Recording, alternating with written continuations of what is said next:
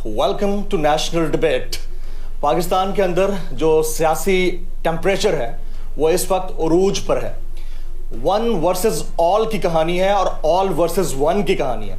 सिर्फ एक शख्स है जिसने 14 जमाती इत्तेहाद जो अपैरेंट नजर आता है और 114 जमाती इत्तेहाद जो गायबाना है उसको टफ टाइम दिया हुआ है, और उस एक शख्स का नाम है इमरान खान, चेयरमैन पाकिस्तान तहरीक इंसाफ, साबिक वज़ीर आज़म पाकिस्तान।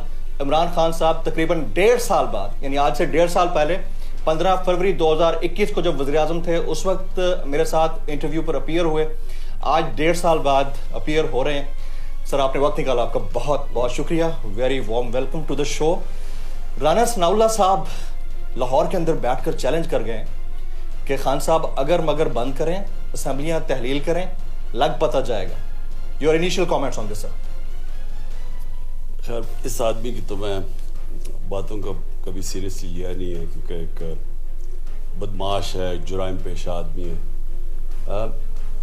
हमने जो फैसला किया था अपनी असेंबलीज डिसॉल्व करने का, वो हम करेंगे सर, और वो हम करेंगे अपनी मैं पार्टी की मुशावरत सारों को तैयारी करवा रहे हैं क्योंकि जैसे ही असेंबलीज डिसॉल्व होंगी तो 48 घंटे के बाद केयर टेकर सेटअप आ जाएगा, यानी उसकी नेगोशिएशन शुरू हो जाएंगी। तो उसकी प्रिपरेशन करके, यानी एकदम जब हम फैसला करेंगे तो हमारी तैयारी होनी चाहिए उसके लिए, और वो जल्दी है, वो ज़्यादा देर नहीं है। कोई एग्जैक्ट टाइम फ्रेम दे सकते हैं, यानी 20th से 25 दिसंबर या 25 दिसंबर से 31 दिसंबर, कोई एग्जैक्ट एक स्पैन तो बताएंगे? जमील समझे दिसंबर में बस दिसंबर बस फाइनल है। इसमें आपने असेंबलियां डिसॉल्व करनी है। अच्छा, दो भाई हैं, एक हैं चौधरी शुजात साहब और दूसरे हैं चौधरी परवेज इलाही साहब। आपको लगता है कि चौधरी परवेज इलाही साहब का आपके साथ पंजाब में एलाय होना और हुकूमत बनना बाय डिज़ाइन था या उनकी चॉइस थी?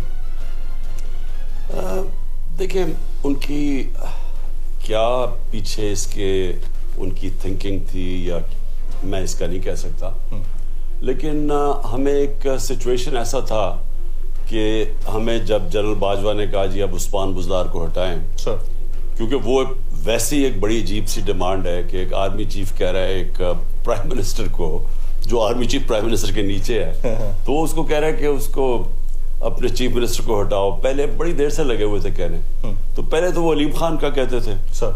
मैं उनको कहता गया कि अलीम खान के ऊपर एक बड़े सीरियस केसेस हैं, क्योंकि मुझे एलडीए वालों ने बताया कि इसकी वो ज़मीन पे अरबों रुपए की ज़मीन पे उन्होंने कब्जा कर लिया नाजायज़ तरीके से और प्लॉट्स बेच दी हैं। तो उन्होंने, तो जाहिर है कि अगर किसी के ऊपर ऐसी एलिगेशन है वो उसको चीफ मिनिस्टर तो नहीं बन सकता।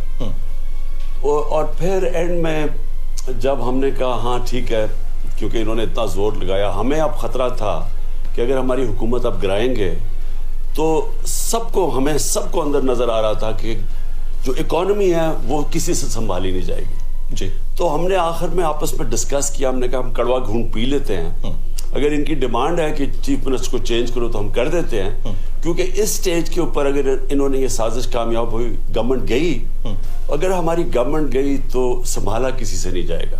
और वो मैंने शौकत तरीन को भी जनरल बाजवा को समझाने के लिए भेजा था कि ये बड़ा कन्विंस करें इस बात कि नहीं, कि वो जो सारे इकोनॉमिक इंडिकेटर्स थे हमारे वो सारे पॉजिटिव थे, लेकिन अगर मुल्क का सिचुएशन ऐसा था कि एक दफा पॉलिटिकल अनस्टेबिलिटी आ गई तो इकोनॉमी एक टेल स्पिन में चली जाएगी, क्योंकि जब मार्केट्स और खास तौर पे इनका, क्योंकि ये लोग तो 30 साल से हुकूमत कर रहे हैं, इनकी वजह से ही तो हमारी जो हालात है आज, 30 साल से जब से ये आए हैं, बांग्लादेश भी आगे निकल गया, हिंदुस्तान भी आगे निकल गया, नहीं तो हम उनसे आगे थे। तो उसकी वजह से हमने फैसला किया कि अगर ये कह ही रहे हैं अब आखिर में हम फंसे हुए हैं, तो हमने कहा चलें ठीक है उसे हटाते हैं। तो जब अलीम खान का नाम लिया तो उन्होंने, एक अलीम खान था, एक परवेज इलाही था सर, तो अलीम खान का जब नाम लिया तो परवेज इलाही ने कहा मैं तो उसको सपोर्ट नहीं करता। तो फिर हमने परवेज इलाही को, हमने उनको इनवाइट किया और वो, तो ये सिचुएशन।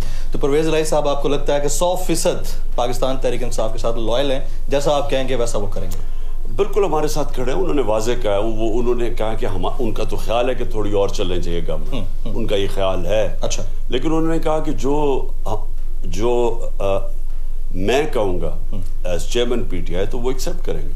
اور ساتھ ساتھ پرویز الہی صاحب کی آپ کی جو لاسٹ میٹنگ ہوئی ہے اس حوالے سے کچھ افواہیں زیر گردش ہیں. وہ یہ ہے کہ پرویز الہی صاحب نے آپ کے سامنے یہ کنڈیشن رکھی کہ اگر ہم اسمبلیاں تحلیل کرتے ہیں, دوبارہ انتخابات ہوتے ہیں, حکومت دوبارہ سے بنتی ہے, تو پرویز الہی صاحب کو ہی سی ایم بنایا جائے اگلے 5 سال کے لیے. ایسی کوئی کنڈیشن رکھی انہوں نے؟ نہیں, انہوں نے کوئی ایسی کنڈیشن نہیں رکھی. اور ایک اور ذرائع سے مختلف ٹی وی چینلز کے اوپر جنرل باجوہ صاحب کے حوالے سے چل رہی ہے بات کہ آپ انہیں ڈیورنگ پرائم منسٹرشپ باس کہہ کر پکارتے تھے. اس کو ذرا کلیئر کر دیجیے گا, کیونکہ آپ نے وہ عثمان بزدار صاحب والی بات تو نہیں مانی ان کی. دیکھیں, جو آرمی چیف ہوتا ہے نا وہ پرائم منسٹر کے نیچے ہوتا ہے. ایسا ہی ہے کانسٹیٹیوشنلی. میں ویسے آپ کو ایک ضرور کہوں کہ میں نے جنرل باجوہ کو ایز کولیگ سمجھا تھا. کولیگ مطلب یہ کہ ہمیں, کیونکہ چیلنجز اتنے زیادہ تھے, اور فوج پاکستان کا وہ ادارہ ہے جو انٹیکٹ ہے. سارے یہ جو 2 ڈاکو خاندان جنہوں نے ملک کو لوٹا ہے, انہوں نے سارے پاکستان کے ادارے کمزور کر دیے. یعنی ابھی دیکھ لینا کہ ابھی جب سے شہباز شریف واپس آیا, ایف آئی اے ختم ہو گئی. ایف آئی اے کے اوپر آدمی رکھوایا صرف اس لیے نہیں کہ وہ ملک میں وائٹ کالر کرائم پکڑے, وہ ان کے کیسز ختم کرے اور ہمارے اوپر جھوٹے کیسز بنائے. تو یہ اداروں کو جب آپ غلط استعمال کریں گے, جس طرح پولیس تھانے کو غلط استعمال کرتے ہیں, جب آپ تھانے کو استعمال کرتے ہیں مخالفین کے خلاف پرچے کاٹنا اور اپنی ساری چوری نظر انداز کرنا, تو پولیس تباہ ہو جاتی ہے. اس وجہ سے پنجاب پولیس اور سندھ کی پولیس سب سے برے حالات میں. تو اسی طرح ایف آئی اے تباہ, نیب کے اوپر انہوں نے اپنا آدمی رکھا, سارے کیسز معاف, سب کو این آر او دلوا دیا. تو نیب ایز این ادارہ تو ختم ہو گیا نا, وہ تو ایک ٹول آ گیا ان کے ہاتھ میں. تو اس لیے جب آپ ایک ملک کے ادارے تباہ کرتے ہیں تو ملک تباہ ہو جاتا ہے. تو جو ادارہ بچا ہوا ہے وہ ہے پاکستان فوج. وہ کیوں بچی ہوئی ہے کہ وہ انٹرفیئر نہیں کرنے دیتی. جب نواز شریف نے اپنا آرمی چیف لانے کی کوشش کی, یا پتہ نہیں ہے وہ جو جنرل ضیاء الدین کا سارا ہوا تھا, تو فوج کھڑی ہو گئی. تو وہ اپنے ادارے کو پروٹیکٹ کرتے ہیں, اور وہ ادارہ ایز اے ریزلٹ انٹیکٹ ہے. تو ہمیں تو بڑی ضرورت تھی شروع میں جنرل باجوہ کی, اور انہوں نے پوری طرح مدد کی. مثلا کرونا کے اندر ہمیں انہوں نے پورا, ہمارا کوآپریشن تھا, بلکہ پرفیکٹ تھا کہ سول ملٹری ریلیشن شپ کے اندر جو ہارمنی تھی وہ وہاں تھی, وہ زیادہ بہتر تھی اس وقت, اور ہونی بھی چاہیے تھی. لیکن اب فوج ہر جگہ جب ملک مشکل میں ہوتا ہے, تو مثلا چائنا میں فلڈز آتے ہیں تو فوج آ جاتی ہے, یورپ میں فلڈز آتے ہیں فوج آتی ہے, کیونکہ وہ اس کی ایکسپرٹیز زیادہ ہوتی ہے. ہم پولیو میں کیمپین میں فوج ہماری مدد کرتی ہے بارڈر ایریاز میں. تو جب یہ وہ آئی لوکسٹ, تو اس کے اندر بھی فوج کی مدد, تو ان کی ہماری کوآپریشن تو بڑی اچھی تھی. لیکن جب یہ اپنی حد سے نکل جاتے تھے, مثلا کہ میرا چیف منسٹر رکھو, اب یہ میں اس طرح کہ جی میرے کور کمانڈر رکھو, تو اچھا ویسے آپ نے کبھی یہ فرمائش کی کہ میرے کور کمانڈر رکھو؟ کبھی نہیں. دیکھیں, جنرل فیاض حمید سے متعلق بات ہوتی تھی کہ ان کو چیف رکھنا چاہ رہے تھے آپ, ایسی یہ بات درست ہے یا غلط؟ یہ جان کے کیمپین کی گئی, اور میں سمجھتا ہوں کہ اب میں پیچھے دیکھتا ہوں کہ ایک کانسپریسی تھی, کیونکہ جو باقی کنٹینڈرز تھے آرمی چیف بننے کے, اب ان کو یہ تاثر دیا کہ میں نے نہیں دیا, کیونکہ میں نے کبھی نہیں سوچا تھا کہ کون چیف بنے گا. یہ تو کنٹروورسی شروع ہو گئی یعنی پچھلی جون سے. تو میں نے تو کبھی سوچا نہیں تھا آرمی چیف کا, کیونکہ میرا تو اس وقت پچھلی جون میں دیکھو تو اگلی نومبر اتنی دور تھی, 1.5 سال پہلے کون سوچتا تھا کہ آرمی چیف کون ہوگا. میرا تو کنٹینشن یہ تھی کہ افغانستان کے اندر جب امریکہ پل آؤٹ کرے گا تو ہماری ساری پروٹیکشن تھی کہ سول وار ہو جائے گی. ہمیں کسی کو بھی نہیں پتا تھا کہ ایک دم افغان فوج کولیپس کر جائے گی, جو ہوا. تو ہم نے کہا اگر سول وار ہوتی ہے تو میری کوشش یہ تھی کہ جو ہمارا سب سے بہترین ایکسپیرینس انٹیلیجنس چیف ہے اس کو ہونا چاہیے, کیونکہ اس کے سارے تعلقات ہیں جنرل فیض کے سارے افغانستان میں طالبان سے نیگوشیٹ امریکہ کے بہاف کے ساتھ یہ کرتے تھے, اور اس کے علاوہ جو سینٹرل ایشین ریپبلکس ارد گرد تھی سب کے تعلقات ڈیولپ ہوئے تھے. تو اس لیے میں چاہ رہا تھا, اور میں نے کبھی نہیں کہا کہ میرا آرمی چیف ہونا چاہیے. رائٹ. جنرل فیض نے ریٹائرمنٹ لے لی ہے, حالانکہ پروموشن یا جو اپوائنٹمنٹس ہوئی ہیں آؤٹ آف ٹرن نہیں ہوئی ہیں, آن میرٹ اینڈ سینیورٹی کے بیسس کے اوپر ہوئی ہیں. آپ کو ان کا فیصلہ ٹھیک لگتا ہے؟ خیر وہ تو پرسنل فیصلہ ہے ان کا, اس میں کیا کہہ سکتا ہوں. لیکن دنیا میں کہیں ایسے نہیں ہوتا. نہیں ہوتا, کبھی نہیں ہوتا. یعنی یہ جو سارا ڈرامہ کہ کون ہو رہا ہے, وہ نواز شریف وہاں بیٹھا ہوا ہے, ادھر بیٹھ کے ڈرامے ہو رہے ہیں, وہ اس کو کنسلٹیشنز ہو رہی ہے, اور ایک مفرور ایک کانویکٹ فیصلے کر رہا ہے پاکستان کا آرمی چیف, ایسا تو کبھی نہیں ہوتا. آپ ایک بیانیہ بڑا ڈیولپ کیا آپ نے رجیم چینج آپریشن کا. رجیم چینج آپریشن آپ کو لگتا ہے کہ جو آپ کی نظر میں امپورٹڈ حکومت ہے ان کا یہاں پر پاکستان میں پاکستانیوں کے اوپر مسلط ہونا وداؤٹ انٹرنل فیسیلیٹیشن ہو سکتا تھا, پاسبل تھا؟ بالکل نہیں ہو سکتا. یہ تو آپ اگر 4 بیان ہیں, ہم نے اپنے پروگرامز میں بھی چلائے ہوئے اپنے جلسوں میں سر, ان کے 4 مین خاقان عباسی, احسن اقبال, خرم دستگیر اور مریم, یہ چاروں یہ کہہ رہے ہیں کہ جناب کبھی بھی ایک عدم اعتماد کامیاب ہو ہی نہیں سکتی جب میرے شو پہ کہہ کے گئے تھے جب تک اسٹیبلشمنٹ آپ کی بیک پہ نہ ہو. تو وہ تو 100% کہ انہوں نے فیسیلیٹیٹ کیا. تو آپ انڈائریکٹلی کس کو پھر میر جعفر میر صادق کہتے تھے؟ جب فیسیلیٹیشن کی بات ہوتی ہے تو پھر تو کلیئر اس کو کر دیں آج. دیکھیں جی, نہیں کلیئر تو پہلے یہ ہو جائے کہ جس نے بھی یہ کیا ہے, جن لوگوں نے کیا وہ سارے میر جعفر اور میر صادق ہیں سارے. یعنی جن لوگوں نے یہ رجیم چینج ہونے دیا وہ سب ذمہ دار ہیں, اور انہوں نے سب نے ملک سے غداری کی. وہ کیسے کی کہ 7 مہینے کے اندر آج ذرا پاکستان کے سارے اکنامک انڈیکیٹرز دیکھ لیں, نیگیٹو جا رہا ہے. آپ کسی بزنس مین سے پوچھ لیں, کسی انویسٹر سے پوچھ لیں, کسی کسان سے پوچھ لیں کہ زراعت کا کیا حال ہے, اکانومی کا کیا حال ہے, بزنس کا کیا حال ہے.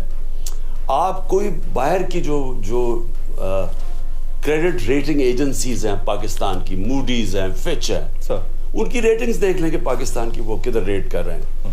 تو ہر طرح 7 مہینے کے اندر یعنی دشمن بھی وہ نہیں کر سکتا تھا جو پاکستان سے ہوا ہے.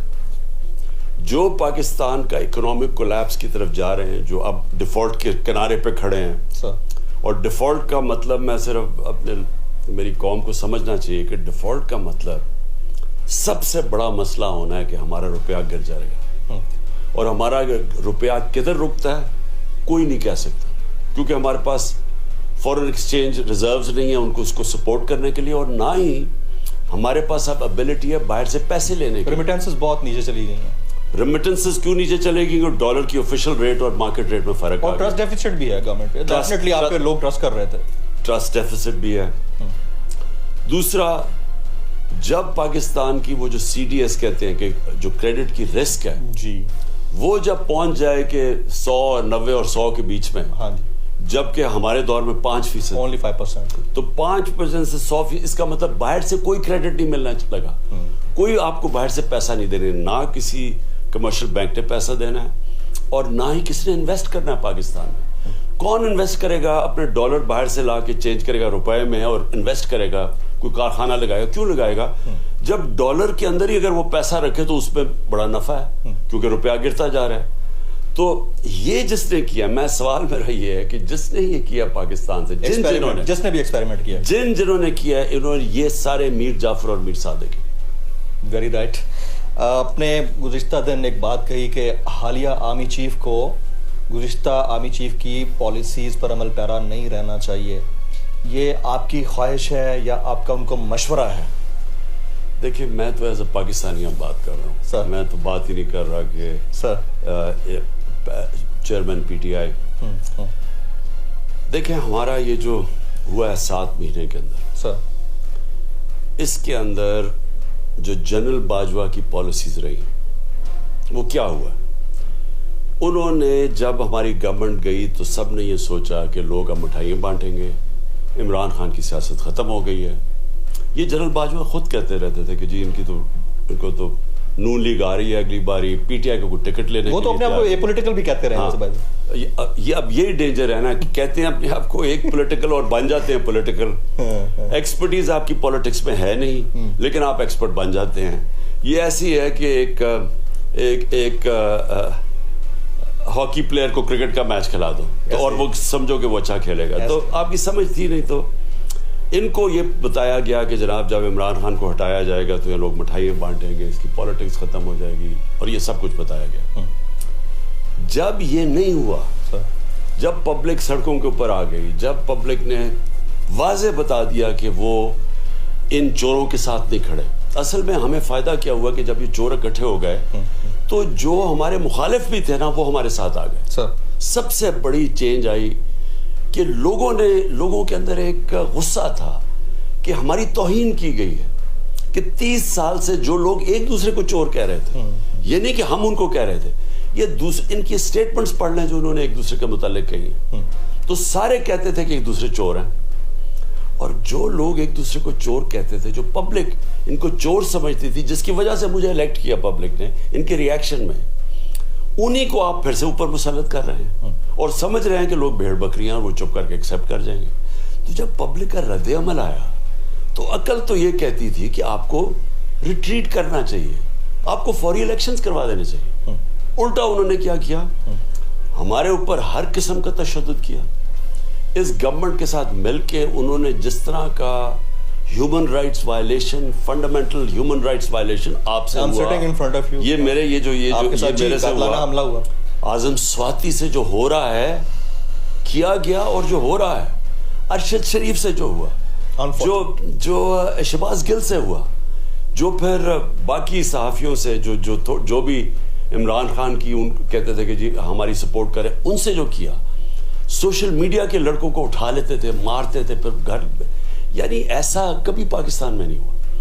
تو بجائے یہ کرنے کے, عقل تو یہ کہتی تھی کہ آپ نے غلطی کی ہے, انسان غلطیاں کرتا ہے, پیچھے ہٹ جائے. انہوں نے الٹا کیا کیا, اس غلطی کو چھپانے کے لیے انہوں نے جا کے اتنی سختی کی کہ جو بھی اس کی مخالفت کرتا تھا, یعنی یہ جو ظلم کیا ملک پہ, اس کو مارنا دھاڑنا, ڈرانا دھمکانا. تو خان صاحب معذرت کے ساتھ, ابھی آپ نے کہا کہ آپ کی توقع ہے کہ جو نئے آرمی چیف ہیں وہ گزشتہ آرمی چیف کی پالیسیز کو نہ لے کر چلیں, لیکن ابھی جو اعظم سواتی صاحب کے ساتھ ہو رہا ہے, ایک طیارے سے دوسرا, دوسرے طیارے سے تیسرا, اب تو جنرل باجوہ نہیں ہے نا. What do you expect? دیکھیں میں پھر سے ریپیٹ کرتا ہوں کہ یہ جو ہوا ہے 7 مہینے کے اندر جنرل باجوہ کے دور میں, یہ کبھی پاکستان میں نہیں ہوا, اور کسی ڈیموکریٹک گورنمنٹ کے دور میں نہیں ہوا. یہ صرف اگر ہوا تھا تو مارشل لاز میں شاید ہوا ہو, پیپلز پارٹی کے ساتھ ضیاء کے مارشل لاء میں ہوا ہوگا. میں نہیں جانتا کہ کس سے اتنا بڑا ظلم ہوا. ایون جنرل مشرف کے دور میں بھی اتنا نہیں. جنرل مشرف کے دور میں مخالف تھا, میں جیل گیا, میں نے تنقید کی تھی, مجھے کبھی اس طرح کا ظلم نہیں میں نے دیکھا جو کہ اس دور میں ہوا. تو اس سے ہوا کیا ہے, فوج اور عوام میں فاصلے آ گئے. عوام کھڑی ہو گئی ان چوروں کے خلاف, ہمارے ساتھ کھڑی ہو گئی. اور یہ جو جنرل باجوہ نے کیا کیا کہ اسٹیبلشمنٹ گورنمنٹ کے ساتھ جا کے کھڑی ہو گئی اور وہ ہمارے اوپر تشدد کر دیا. تو اس سے تو کامن سینس ہے کہ ایک ریئیکشن آنا تھا, اور پبلک اور فوج کے اندر فاصلے بڑھ گئے.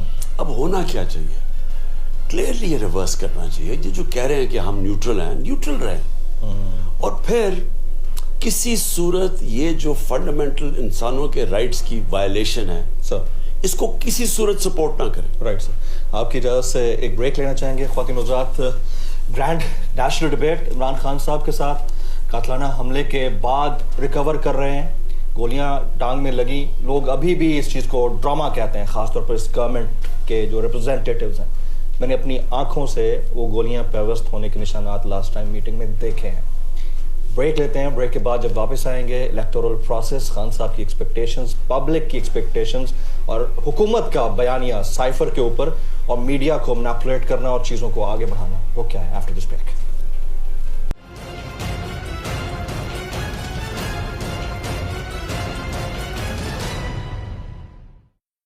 Welcome back. Chairman Pakistan Tehreek Insaf, سابق وزیر اعظم پاکستان عمران خان صاحب ہمارے سامنے بیٹھے ہیں اور بڑی تیزی سے ریکور کر رہے ہیں. خان صاحب, الیکشنز کے معاملے کے اوپر آپ کی بڑی توقعات ہیں, لیکن ان کی کوئی نیت نظر نہیں آ رہی. ریپرزینٹیٹیو ان کے وزیر داخلہ ہیں جو لاہور کے اندر بیٹھ کر پریس کانفرنس کرتے ہیں, وہ لاہور جس کے اندر یعنی پنجاب کے اندر آپ کے ایلائز کی حکومت ہے, ادھر شہباز گل کے خلاف مقدمہ درج ہو جاتا ہے اسی دوران. یہ بڑا انفارچونیٹ ہے, لیکن اگین وہ آپ کو چیلنج کر رہے ہیں اور کہہ رہے ہیں ہم نے نہیں کرانے, یہ اکتوبر 2023 کے اندر انتخابات ہوں گے. تو اب آپ کیا کریں گے؟ اسمبلیاں تو سمجھ لیں تحلیل ہو گئیں آخری ہفتے میں, اس کے علاوہ کیا کریں؟ دیکھیے جبیر, پہلے تو الیکشن کی ضرورت کس کو ہے؟ سر, تحریک انصاف کو ہے. ہمارا تو گراف اوپر جا رہا ہے. انہوں نے امید لگائی ہوئی تھی جس طرح یہ اپوزیشن نے اور جنرل باجوہ نے بھی کہ جب انہوں نے رجیم چینج میں مدد کی تو وہ نیچے گر جائے گی پارٹی، وہ تو اوپر جاتی گئی ہے. سارے بائی الیکشنز ہم جیتتے گئے ہیں. جو دوسرے بائی الیکشنز تھے ادھر 17 پارٹیز نے ایک ٹکٹ کے اوپر ہمارے خلاف کھڑے ہوئے تھے اور ان کے ساتھ پوری اسٹیبلشمنٹ سب کی مدد تھی، اس کے باوجود ہار گئے. تو یہ ڈرے ہوئے ہیں الیکشن سے، انہوں نے الیکشنز نہیں کروانے. لیکن الیکشنز پاکستان کی عوام کی ضرورت ہے، ملک کی ضرورت ہے، کیونکہ اکانومی جس تیزی سے آج کھڑی ہوئی ہے ڈیفالٹ کے اوپر. اور پھر سے میں بتا دوں ڈیفالٹ کا مطلب کہ آپ ملک پیچھے چلا جائے گا اور یہاں غربت کی انتہا ہوگی، کیونکہ روپیہ جب گرے گا تو مہنگائی اور اوپر چلی جائے گی اور لوگ غربت کی لکیر سے نیچے چلے جائیں گے. جن جن ملکوں میں ڈیفالٹ ہوا ہے ان کو بڑے 3-4 بڑے مشکل سال گزارنے پڑے ہیں. تو ہم آگے ہی اس وقت 7 مہینے نیچے جا رہے ہیں. تو اس وقت اور وہ صرف چینج ایسے ہوگا، یعنی معیشت اگر اوپر اٹھانی ہے تو سب سے پہلا قدم پولیٹیکل سٹیبلٹی چاہیے، اور پولیٹیکل سٹیبلٹی آتی ہے الیکشن سے.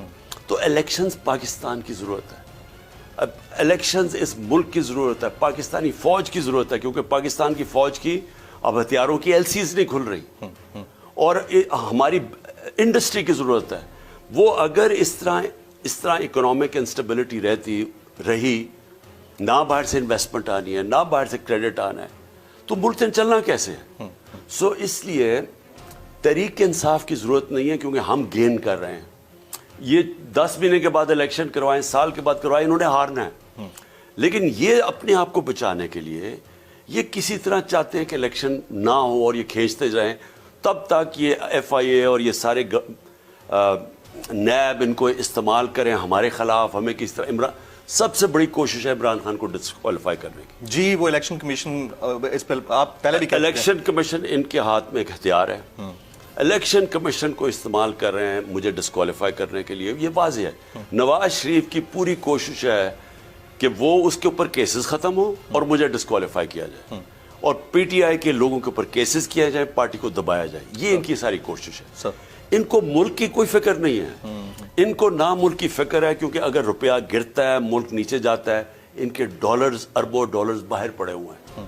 ان کو فائدہ ہی فائدہ ہے. پاکستان نیچے جاتا ہے، اگر ڈالر اوپر جاتا ہے تو ان کے پیسے ڈالرز میں پڑے ہوئے ہیں، پیسہ تو بڑھ رہا ہے نا، تو ان کو تو فائدہ ہے. تو ان کو کوئی فکر نہیں ہے کہ ملک کیا ہو رہا ہے. یہ سارے باہر بیٹھ جاتے ہیں، تھوڑے سے مسئلے آتے ہیں باہر بھاگ جاتے ہیں، وہاں سے این آر او لے کے واپس آ جاتے ہیں. این آر او 1 دیا جنرل مشرف نے، این آر او دیا نمبر 2 جنرل باجوہ نے.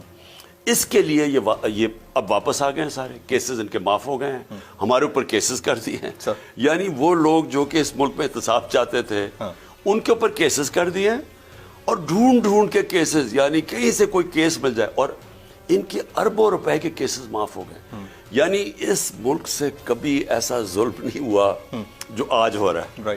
اور اس لیے میں کہتا ہوں کہ ہماری یہ پالیٹکس نہیں ہے، یہ تو جہاد ہے حقیقی آزادی. خان صاحب مجھے 15 فروری 2021 کا آپ کے ساتھ پرائم منسٹر ہاؤس میں کیا ہوا وہ انٹرویو یاد آتا ہے جس میں آپ نے اس وقت ایک بات کہی تھی کہ میں کیونکہ اس وقت وزیر اعظم آفس میں ہوں، پرائم منسٹر ہوں، اس لیے بات میں نہیں کر سکتا، ہمارے ڈپلومیٹک ریلیشنز ایسے ہیں. آپ نے کہا تھا کہ مجھے 2 ممالک سے فنڈنگ کی آفر ہوئی تھی. آج آپ پرائم منسٹر نہیں ہیں، سابق وزیر اعظم ہیں، یہ امانت ہے آپ کے پاس. بتائیں آپ کو کہاں سے آفر ہوئی تھی؟ جی میں اس لیے بتا نہیں سکتا کیونکہ وہ ملک امبیرس ہوں گے، لیکن ان دونوں نے مجھے آفر کیا تھا الیکشنز کے اندر، الیکشن سے پہلے، کہ ہم 2018 میں، اور وہ ان پارٹیز کو فنڈ کرتے رہے ہیں. باقی پارٹیز کو میں آپ کو اس نے مجھے خود بتایا کہ پہلے ہم اس پارٹی کو فنڈ کرتے تھے، ہم نے اب یہ 2013 الیکشن سے پہلے کی پارٹیز کو نہیں، میں اس لیے آپ کو نہیں بتاؤں گا کہ وہ ملک امبیرس ہوتے ہیں. اچھا انہوں نے کہا کہ پارٹیز کا نام تو لے سکتے ہیں. پہلے نہیں، ہم اس پارٹی کو فنڈ کرتے تھے، اب ہم نے فیصلہ کیا آپ کو فنڈ کرنے کا. آپ نے اس کو اسٹریٹ اوے ڈینائی کر دیا؟ بالکل ڈینائی کیا، کیونکہ وہ الیگل تھا. سائفر کے معاملے کے اوپر آپ لوگ سمجھتے ہیں آپ پیچھے ہٹے، از دیٹ رائٹلی سو؟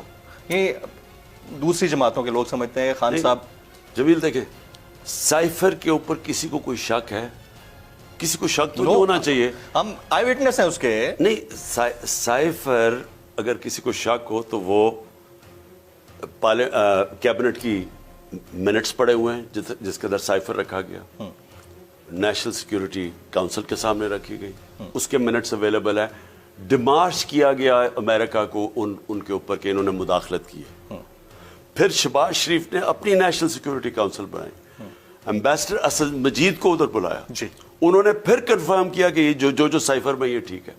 تو سائفر کے اوپر تو کسی کو کوئی شک نہیں ہونا چاہیے کہ سائفر میں واضح لکھا ہوا ہے کہ ڈونلڈ لو کہہ رہا ہے اس کو, اور منٹ دونوں طرف منٹس لیے جا رہے ہیں. جی جی جی. اس میں کہا جا رہا ہے کہ عمران خان کو ہٹاؤ اور پھر ہم نہیں تو تمہارے لیے مشکلیں ہیں, اور اگر تم نے ہٹا دیا تو معاف کر دیا جائے گا. یہ سائفر کے اندر واضح لکھا ہوا ہے, اور بھی لکھا ہوا ہے, روس کی ٹرپ کا بھی لکھا ہوا ہے. اب تو وہ تو اس کے اوپر تو کوئی شک نہیں, وہ تو آج چیف جسٹس کے پاس پڑا ہوا ہے سائفر, وہ اسپیکر اسمبلی کے پاس پڑا ہوا ہے. سو پریزیڈنٹ کے پاس ہے, پریزیڈنٹ نے بھیجا چیف جسٹس کے پاس. اچھا, اب کوشچن یہ ہے کہ وہ کہہ رہے ہیں پیچھے کیسے ہٹے. میں نے صرف ایک بات کہی امریکہ کے اوپر کہ دیکھیں یہ میری ذات کی بات نہیں ہے, کیونکہ انہوں نے مجھے ہٹایا تو میں کہوں جی امریکہ سے ہم نے کٹی کر لی, ہم کبھی دوستی نہیں کریں گے, کیونکہ یہ عمران خان کی ذات کی بات نہیں ہے, پاکستان کی بات. میں نے یہ کہا کہ ہاں ہم اس کے باوجود کہ انہوں نے ہماری گورنمنٹ میں مداخلت کر کے, اور یہ جو سازش کس نے کتنی کی وہ تو جب انکوائری ہو پتہ چلے گا, لیکن سائفر تو واضح ہے. تو میں نے یہ کہا کہ ہمیں ان سے اچھے تعلقات رکھنے چاہیے, کیونکہ یہ پاکستانی قوم کی ضرورت ہے. ہماری سب سے زیادہ ایکسپورٹس امریکہ کو ہیں, اور ہمارے جو سب سے طاقتور پاکستانی ایکسپیٹریٹ کمیونٹی جو پاکستانی امریکن کمیونٹی ہے. ایسے ہی تو ہمیں تو ان سے تعلقات ہمیشہ اچھے رکھنے چاہیے. مجھے جتنا میری ذاتی طور پہ غصہ ہو, ملک کے مفادات یہ کہتے ہیں کہ ہمیں تعلقات اچھے رکھنے چاہیے. Very right. غلامی نہیں کرنی چاہیے, دوستی کرنی چاہیے. آج بھی آپ ایبسلوٹلی ناٹ والی بات پر قائم ہیں. وہ تو بالکل, ہمیں دیکھیں, ہمیں کبھی کسی کی, میں واضح کر دوں, ہمیں کسی کی جنگ میں کبھی شامل نہیں ہونا چاہیے. ہم نے افغان جہاد میں شامل ہوئے, بہت بڑی قیمت ادا کی. ہم نے اس کے بعد امریکہ کی وار آن ٹیرر میں جتنی بڑی قیمت ہم نے اس کی ادا کی, یعنی کوئی امریکہ کا ایلائی یعنی جنہوں نے وار آن ٹیرر میں شرکت کی, کسی کی کچھ بھی کنٹریبیوشن نہیں تھی جو ہماری ہوئی ہے. لیکن ہمیں برا بھلا بھی کہا گیا, ہمیں تو ہمیں کسی جنگ میں شامل نہیں ہونا چاہیے, دوستی میں ہونا چاہیے. ہم نے ان کی پوری مدد کی, طالبان سے جو ٹاکس ہو رہی تھی امریکنز اور طالبان کی, میری گورنمنٹ نے پوری مدد کی, فیسیلیٹیٹ کیا. میں نے خود طالبان کو جب ڈیلیگیشن کو بلایا, اور ہم نے کوشش کی کہ ان کی اور غنی گورنمنٹ کے بیچ میں کوئی سمجھوتا ہو جائے. ہم نے اپنی پوری کوشش کی امن میں, لیکن جنگ میں اگر آپ بیسز دیں گے بالکل نہیں. رائٹ. 9 اور 10 اپریل کی درمیانی رات میں بھی ادھر ہی تھا پرائم منسٹر آفس میں, اور آپ ہم سب سے ملے اس وقت. لیکن رات کے تقریباً کوئی 3 بجے یا 4 بجے کے قریب ایک برطانوی نشریاتی ادارے کے اوپر خبر چھپتی ہے کہ کچھ ہیلی کاپٹر اترے تھے, اور ہیلی کاپٹر میں سے اتر کے کچھ لوگ آئے, اور اس کے بعد آپ کے چہرے کے اوپر کچھ نشانات پائے گئے. یہ انہوں نے خبر چھاپی. سب سے پہلے تو میں, کیونکہ میں وہاں تھا, میں نے تو اس کو ڈینائی کیا, باہر اور لوگ تھے انہوں نے بھی ڈینائی کیا. آپ as the farmer prime minister of this country سب سے پہلے تو اس کے اوپر کلیئر کر دیں لوگوں کو کہ ابھی تک یہ چیز کلیئر نہیں ہوئی. دوسرا, کون تھا جس نے یہ خبر چھپائی ہوگی؟ میں نہیں جانتا کس نے یہ خبر چھپائی ہے, لیکن میں آپ کو واضح کر دوں کہ اگر کوئی یہ کرتا میرے سے تو یہ آپ یہ نہ سمجھے کہ میں چپ کر کے بیٹھ جاتا اور کسی کو پتہ نہ چلتا. یہ اس کے ایتھلیٹ ہیں آپ, ظاہر ہے جواب اس کی ساری دنیا میں اثرات جانے تھے, اور یہ یعنی پروپیگیشن تھی. مجھے تو یہ بھی نہیں پتا تھا کہ باہر گاڑیاں کھڑی ہوئی ہیں, وہ کوئی وہ جو جیل میں ڈالنے والی گاڑیاں, ہیلی کاپٹر آیا تھا, اور ہیلی کاپٹر آیا تھا, کوئی ہیلی کاپٹر نہیں آیا تھا. مجھے تو یہ بعد میں پتا چلا کہ وہاں کوئی گاڑیاں کھڑی تھی, پریزنٹ وینس کھڑی ہوئی تھی, مجھے تو کوئی آئیڈیا نہیں تھا. رائٹ.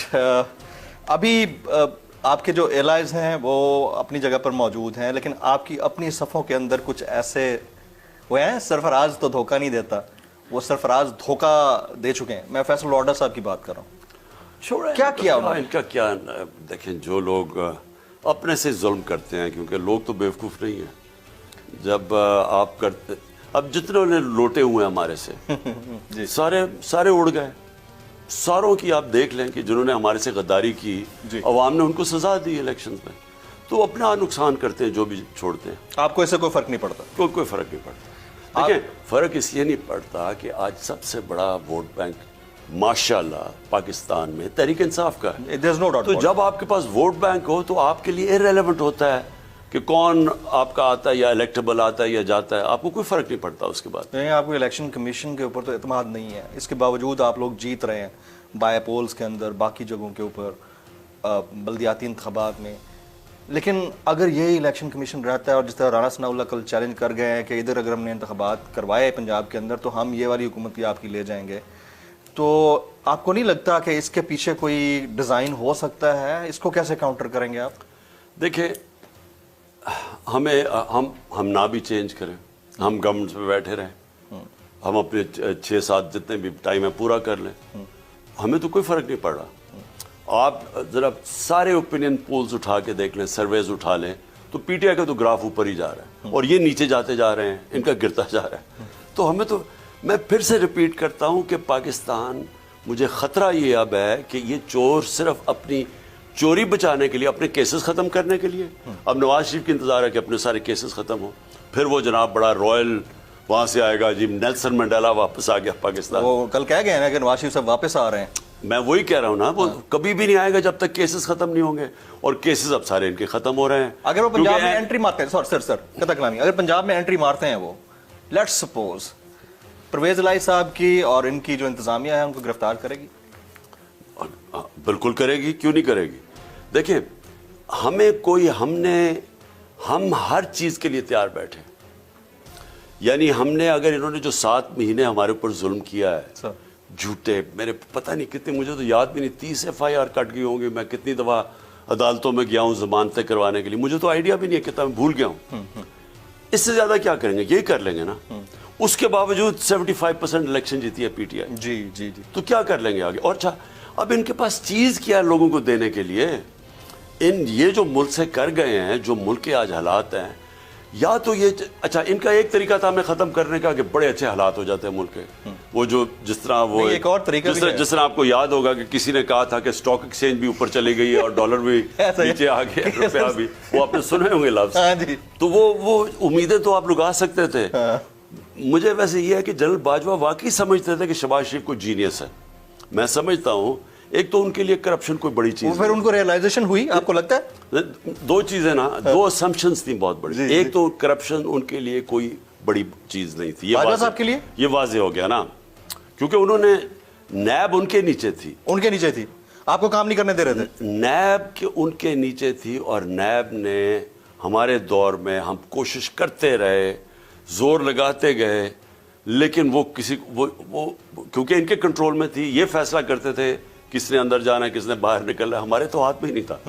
تو ان کو جو کیسز میں ریلیف ملا ہے جنرل باجوہ کی کنسنٹ سے ملا ہے، آپ یہ کہنا چاہ رہے ہیں؟ پاور کس کے پاس تھی؟ جن کے پاس پاور تھی انہوں نے ریلیف دلانا تھا نا. ہمارے پاس تو پاور تھی نہیں. ہمارے پاس تو نہ نیب نیچے تھی ہمارے، بلکہ ان کا ہر جگہ انفلوئنس تھا. لیکن نمبر 1 اسمپشن یہ تھی کہ میں نے ریئلائز کیا، وہ کرپشن کو برا نہیں سمجھتے تھے. ہمیں کہتے تھے ایک سادیات کے اوپر زور لگائیں اور اس کو چھوڑ دیں، یہ احتساب کا. ہمیں بار بار یہ کہتے تھے. تو کیونکہ وہ اس کو برا نہیں سمجھتے تھے. میں یہ سمجھتا ہوں، میں تو 26 سال پہلے سارا اپنا سفر شروع کیا تھا کہ جب تک آپ طاقتور کی کرپشن نہیں پکڑیں گے، جو معاشرہ نہیں پکڑتا، وہ تباہ ہو جاتا. اور یہ تو حدیث بھی ہے ہمارے نبی صلی اللہ علیہ وسلم کی. اور دوسری چیز یہ بھی ہے کہ آج چائنا جیسا ملک جو سب سے تیزی سے ترقی کر رہا ہے، اس نے کچھ 450 وزیر پکڑ کے جیلوں میں ڈالے ہیں کرپشن پہ. ایسا ہی ہے. تو وہ اگر ترقی کر رہا ہے، وہ کیوں وزیر؟ کیونکہ کرپشن، آپ کے ہائی لیول کی کرپشن ملک کو تباہ کر دیتی ہے. ساری ڈیولپنگ ورلڈ تباہ ہوئی ہے اس سے. لیکن جنرل باجوہ نہیں سمجھتے تھے. اور دوسری چیز، وہ یہ میرے خیال میں وہ یہ سمجھتے تھے کہ شہباز شریف کوئی بہت بڑا جینیس ہے. وہ واقعی سمجھتے تھے کہ پنجاب سپیڈ ہے. وہ واقعی، وہ جو ساری ڈیولپمنٹ اشتہاروں میں ہوتی تھی، ان کی تو ساری ترقی اشتہاروں میں ہوتی تھی نا، تو وہ واقعی سمجھتے تھے یہ ترقی کر گئے. تو وہ ایکچولی وہ بھی شوق سب کا پورا ہو گیا کہ اب پتہ چل گیا کہ پنجاب سپیڈ کیا ہے. اور جب آپ کو پرفارم کرنا پڑے، ایک پرفارمنگ اکانومی تباہ کر کے گئے. یہ یاد رکھیں کہ 6% گروتھ ریٹ اور 5.7% تیسرے سال میں، 6% چوتھے سال میں، یہ سوائے 3 ملٹری ڈکٹیٹرز کے دور میں کبھی اتنی اس ریٹ پہ نہیں ہوا. اور وہ ایوب خان، ضیاء اور مشرف کے، وہ کیوں ہوا؟ کیونکہ انہوں نے امریکہ کی جنگوں میں شامل تھے. ایوب خان ان کے پیکٹ سیٹوں سیٹوں میں شامل تھے، اور ڈالرز آ رہے تھے پاکستان میں. تب ترقی ہوئی ہے. ہم واحد ڈیموکریٹک گورنمنٹ ہے جو ڈالرز آنے ڈسپائٹ کہ نہیں آئے ڈالرز, اس کے باوجود ہم اس ریٹ پہ گئے تھے. تو انہوں نے اس وقت ہماری گورنمنٹ گرا کے ان لوگوں کو لے آئے ہیں جنہوں نے آج just because they are good political managers. I mean Daily Mail کو ادھر جا کے انہوں نے آؤٹ آف کورٹ سیٹلمنٹ کر لی ہے جو اس وقت تجزیہ نگار کہہ رہے ہیں. تو کہیں اور بھی سیٹلمنٹ کی ہوگی اپنے آنے کے لیے انہوں نے. پہلے ڈیلی میل اس کو بھی کلیئر کر دینا, کیونکہ آپ دو لفظ بڑے کوئکلی کہتے ہیں اور بار بار کہتے ہیں, میر جعفر, میر صادق غدار. تو اس کے اوپر پھر ذرا کچھ کلیئر کر دیں. جنہوں نے ان سیٹ اپ کو لے کے آئے ہیں ان سے بڑے میر جعفر اور میر صادق اس ملک کی تاریخ میں نہیں آئے. آپ یہ باجوہ صاحب کو کہہ رہے ہیں جو بھی اس میں شامل ہے. اچھا اب میں آپ کو ان کی بات بتاؤں. سر ڈیلی میل, دیکھیں میں انگلینڈ کے اندر ایک لائبل کیس لڑا ہوں جو بڑا ہائی پروفائل تھا. 3 ہفتے انگلینڈ میں فرنٹ پیج اور ہیڈ لائن نیوز تھا. میرا اور ایئن بوتھم کا کیس ہوا تھا یہ لائبل کا. تو مجھے تو پتا ہے وہاں کیا ہوتا ہے. انہوں نے میرے اوپر کیس کیا اور کیس میں جیت گیا. جب میں کیس جیتا تو ان کو سارے میرے کاسٹ دینے پڑے, اور کاسٹ تھے لاکھوں پاؤنڈ کے. یعنی 15-20 ہزار نہیں, 2 لاکھ پاؤنڈ کے کاسٹ تھے. وہ کاسٹ دینے پڑے میرے. تو اب انہوں نے کیس کر دیا ڈیلی میل پہ. انہوں نے کہا, اور پھر کہا ہم جیت گئے. اگر یہ جیت جاتے تو ڈیلی میل کو ان کے کاسٹ دینے پڑنے تھے. انہوں نے کوئی کاسٹ نہیں دیا. ہاں جی ایسا کچھ نہیں ہے. ڈیلی میل اگر یہ جیت جاتے ڈیمیجز دینے پڑے تھے. انہوں نے کوئی ڈیمیجز نہیں دیے. اس کا مطلب سیٹلمنٹ انہوں نے آؤٹ آف کورٹ سیٹلمنٹ کی ان سے. کیونکہ اگر وہ عدالت میں جاتے, انہوں نے کیوں سیٹلمنٹ کیا؟ انہوں نے سیٹلمنٹ اس لیے کی کہ ڈیلی میل نے ایک تو وہ بتایا نا کہ کوئی فنڈنگ. اچھا وہ فنڈنگ سے کیوں انہوں نے اس کے اوپر اپولوجائز کیا؟ کیونکہ ان کو این آر او مل چکا تھا. جب عدالت سے این آر او مل گیا, وہ جو ڈیفڈ کا ان کی ایک فنڈنگ کا کیس تھا, تو اس لیے انہوں نے وہ ڈرا کیا. لیکن انہوں نے جو باقی چارجز چوری کے ان کے اوپر کرپشن پہ لگائے ہوئے تھے اس پہ وہ کھڑے رہے. اور انہوں نے کیوں آؤٹ آف کورٹ سیٹلمنٹ کی؟ آؤٹ آف کورٹ کا مطلب کہ عدالت میں نہیں گئے ہیں. جی بار بار کر لی ٹیبل, کیونکہ عدالت میں جاتے تو وہ ساری چیزیں سامنے آ جانی تھی. بالکل ٹھیک. تو انہوں نے اس سے بچنے کے لیے ان سے آؤٹ آف کورٹ سیٹلمنٹ کر لیا. تو اس کو انہوں نے کہا کہ ہم, کیونکہ ان کی جو چیلنج بیٹھی ہوئی, ہم اصل میں یہاں ٹریجڈی کیا ہے, ہماری ٹریجڈی ہے کہ یہاں پیڈ چینلز بیٹھی ہوئی ہیں اور یہ ملک کو اتنا نقصان پہنچا رہی ہیں کیونکہ یہ ساری چینلز کھڑی ہو گئی چوروں کے ساتھ. یہ جو ان کے ساتھ اس وقت کھڑی ہے, ان کے ہر کام, ان کا جو چوری کا کام ہے اس کو لیجٹمائز کرتی ہیں ہر چیز کے اوپر. یعنی ملک کے انٹرسٹ کے اگینسٹ جا کے ان چوروں کی مدد کر رہی ہیں. انہوں نے اٹھایا کہ شہباز شریف جیت گیا, صادق اور امین ہو گیا. سر ایک لاسٹ کوسچن, جس طرح آپ نے چینلز کی بات کی ہے, گزشتہ 6 سال میں کل 4 دفعہ پیشیاں ہوئی شعیب شیخ صاحب کی, اور 2 مہینے میں صرف حقیقی بات کرنے کے اوپر, حقیقی صحافت کرنے کے اوپر اور رائٹ کو دکھانے کے اوپر 2 مہینے میں 8 مقدمے ان کے کھول دیے گئے ہیں. آپ کوئی میسج دینا چاہیں گے بول ٹیلی ویژن کے اونر اور پبلک کے لیے, بول ٹیلی ویژن کے؟ دیکھیں یہ بھی پچھلے 7 مہینے کی خوفناک قسم کی ایک انہوں نے ہمارے اوپر اس طرح کا, تو میں نے جس طرح کا, میں نے تو مارشل لاز میں ایسے نہیں دیکھا, جنرل مشرف کے دور میں نے ایسا نہیں دیکھا. سر انہوں نے کیا ہے, انہوں نے جو کھڑا ہوتا ہے ان کے بیانیہ کے خلاف, اور وہ ساری قوم کھڑی ہے ان کے خلاف کیونکہ چوروں کو ایکسیپٹ نہیں کر رہی, انہوں نے ان کے اوپر سختی شروع کر دی. بجائے یہ کہ ریورس کریں, غلطی ہوگی, آپ سب سے غلطی ہو, پیچھے ہٹ جائیں, ریورس کر دیں. انہوں نے اس غلطی کو چھپانے کے لیے انہوں نے سارے میڈیا کے اوپر سختی, جو ان کے بیانیے کے ساتھ نہیں تھا. اور اس لیے بول شعیب شیخ, میں شعیب شیخ کو خاص طور پہ, یعنی جس طرح کا اس نے سٹینڈ لیا اور اس کے اوپر بھی کیسز کیے, بلکہ میں نے ایئر وائی کا بھی دیکھ رہا تھا, ان کے اوپر بھی بڑی انہوں نے سختی کی, سلمان اقبال کے اوپر بھی. ایسا کبھی پاکستان میں نہیں ہوا جس طرح وہ لوگ جو کہ عوام کے انٹرسٹ کو پروٹیکٹ کرنے کے لیے سچی سیاست کر رہے ہیں, ان کے اوپر ظلم کرو, اور وہ جو چور ہیں جو کہ چوروں کے ساتھ مل کے ان کی چوری چھپا رہے ہیں, ان کے لیے بلکہ ایڈورٹس بھی ان کے لیے ان کو ایوارڈ کیا جائے.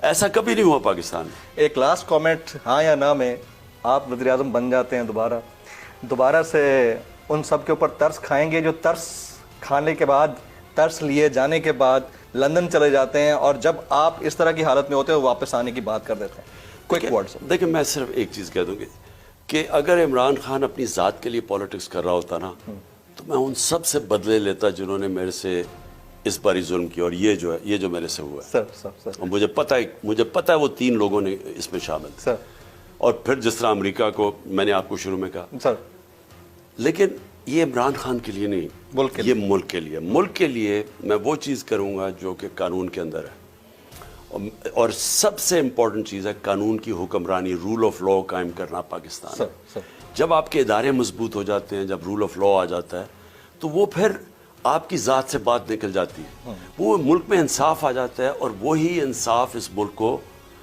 جو بھی اس ملک کو اس دلدل سے نکالے گا نا، وہ ہے رول آف لا۔ سر جب ہم انصاف قائم کر دیں گے، طاقتور کو قانون کے نیچے لے آئیں گے، تب یہ ملک اٹھے گا۔ نہیں تو اب کوئی جو مرضی آپ کر لیں، بھیک مانگیں، جو مرضی کریں، پاکستان کو جدھر یہ پہنچا دیا انہوں نے 7 مہینے میں، اور خدا نہ خواستہ آگے مجھے اور خوف نظر آ رہا ہے، اس سے کوئی نہیں نکال سکتا۔ Absolutely right. عمران خان صاحب، چیئرمین پاکستان تحریک انصاف، سابق وزیر اعظم پاکستان، ہم آپ کو اتنا کہیں گے کہ گیٹ ویل سون سر، اور یوتھ آف پاکستان آپ سے بڑی توقعات رکھتی ہیں۔